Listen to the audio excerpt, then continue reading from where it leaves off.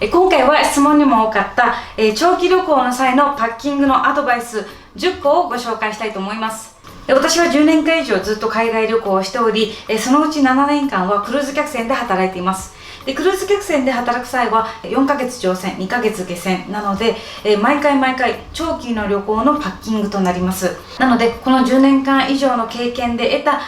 チップをですね、ぜひ皆さんと共有していければなと思います。初めての方は初めまして、クルーズ客船で働くエリです。7年以上クルーズ客船で働いており、現在はコロナで船に乗船できていませんので、ブラジルに来て今回は6ヶ月滞在ということで、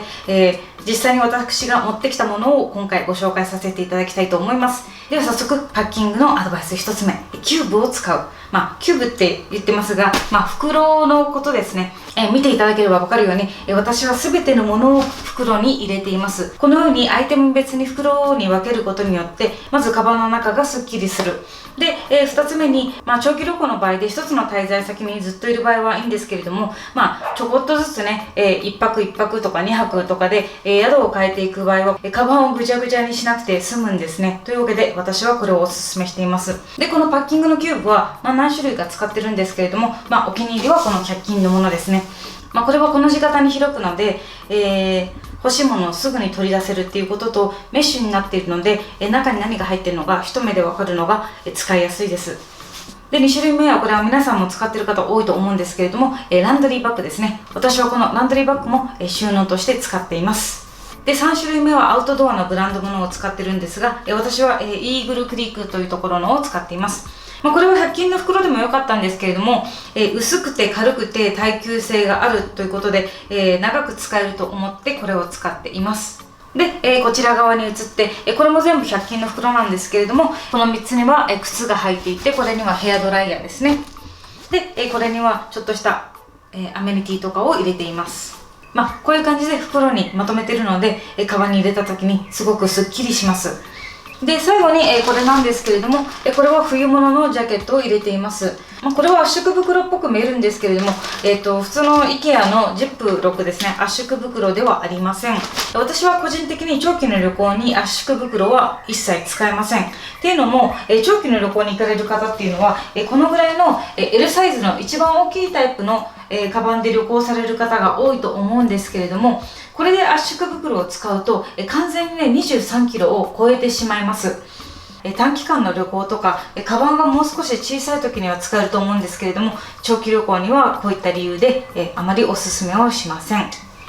アドバイス2つ目、TSA ロックを使いましょう。で TSA ロックっていうのはロックの種類なんですけれども、アメリカなんかでランダムでチェックがあるときに普通の鍵を使ってしまうと壊されてしまいます。これだと荷物のランダムチェックに選ばれても鍵を壊されないので、これを使うことをお勧めします。3つ目、大切なものはキャリーオンに入れましょう。っていうのも、ラッキーな方とかあまり旅行されない方はね出会ったことはないとは思うんですけれども、この大きい荷物、エアラインによってなくされてしまう可能性があります。なので大切な貴重品とかお薬なんかは全てキャリーオンにしまうようにしましょう。4つ目、3つ目に付随してるんですけれども、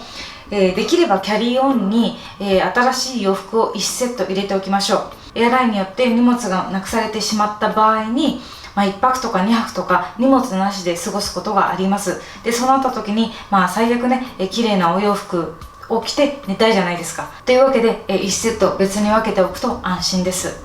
5つ目、ソフトケースを使おう。これはね好みでいろいろあると思います。で、特に日本人の方はハードケースを使っている方が多いと思うんですけれども、ハードケースなんで使うんでしょうか。で、もしも理由が、中のものが壊れたりしたら嫌だからって、もしもねいらっしゃったらね、中には壊れ物を入れたらいけません。なので壊れ物の中に入れないのが当たり前なのと、もしもどうしても入れなければならないのであれば、こういうね柔らかいお洋服の、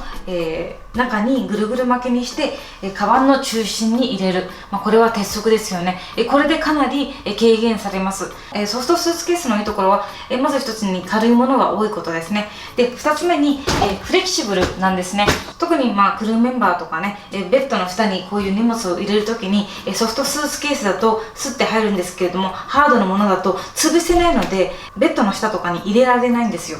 動画の途中ですが、この動画役に立つなと思った方は、ぜひいいねボタン、チャンネル登録もよろしくお願いします。では続けていきましょう。6つ目、これもカバンについてなんですけれども、特に女性の方は、私は、リュック型のキャリーオンをおすすめしています。っていうのも、キャリーオンってやっぱりバッテリーとかカメラとかアクセサリーとかそういうものを入れるので、やっぱりなんやかんや言って重くなってしまうんですよね。最悪なのがコネクションフライトとかがあった際に、大きい空港とかだとものすごい歩くんですよね。で、その際にもう10キロ近くある荷物をずっと持ってるのはすごく疲れます。ただね、この大きい荷物をチェックインした後は、これをね、リュックからキャリーオンに変えてガラガラできるのですごく便利なんです。7つ目、バックインバッグを持っていこう。バックインバッグってね、よくある本当のバックインバッグっていうか、そういうんじゃないんですよ。何でもいいんですけれども、袋を持っていきましょうっていうことですね。私が使っているものはこれになります。袋は何を使ってもいいと思います。ただ、なんでこの袋が、このカバンの中にあった方がいいのかというと、飛行機に乗った際ですね、この大きい荷物が足元にあると邪魔ですよね。ただ、その際にこの小さいバッグにあらかじめ飛行機の中で必要なものを入れておきます。私が使っているものはこういったリュックタイプになってるんですけれども、飛行機に乗る直前ですね、私はこれを肩からかけてこれをガラガラして飛行機の中に入ります。で、飛行機の中に入ったら大きなキャリーオンを上に入れて、こっちには必要なものだけを入れておくっていう形にしてみます。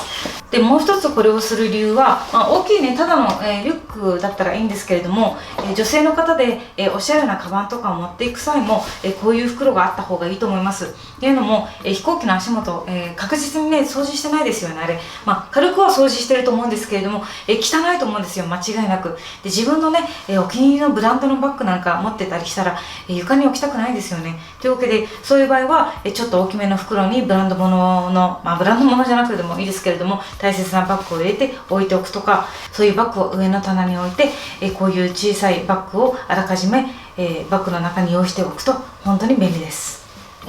7つ目ですね。長期の旅行の際に絶対必要なのがこのハンガーですよね。で、最近は特にコロナでマスクを洗ったりするのでもっと必要になります。で、私はこれと一緒に S 字のフックを持ってきていました。持ってきていましたっていう過去形なのは、うっかりね、ホテルに忘れてきちゃったんですよ。なので今探してるんですけれども、ああいう S 字のフックって日本だとどこでも見つかるんですけれども、なかなか見つからないんですよね。海外ってどこで売ってるのっていう感じで。全然見つからないんですけれども、私はその S 字フックでかけるところがないとき、窓枠とかに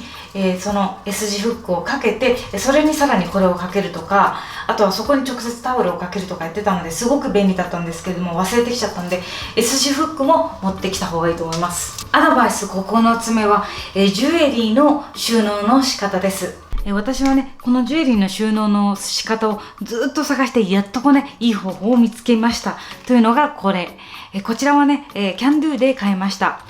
キャンドゥで買った、ハードケースなんですけれども、これまた、キャンドゥで買った、小さいジップロックにイヤリングを入れて、で、そのままここに入れています。で、このジップロックに入れることによって、一目で中に何が入ってるか分かりますし、ハードケースなので、どこに入れてもいいということで、皆さん、これね、よかったら試してみてください。200円でトラベルアクセサリーケースが作れます。最後のアドバイス。自分のカバンの写真を撮っておきましょう。荷物ね、エアラインによって、なくされた方はわかると思うんですけれども、その空港のカウンターに行って、リポートをします。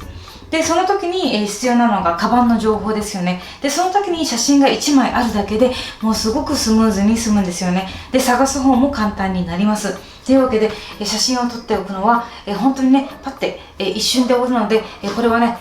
ぜひともやっておいた方がいいと思います。というわけで今回は特に長期旅行で役立つ10個の方法をご紹介しました。もしもね、皆さんでこういう方法もあるよとかいい方法あったらコメント欄で教えてください。またこういうことが知りたいとかご質問などもありましたらぜひ下のコメント欄に書いてください。というわけで最後まで見てくださってありがとうございます。というわけでまた次回。チャオ。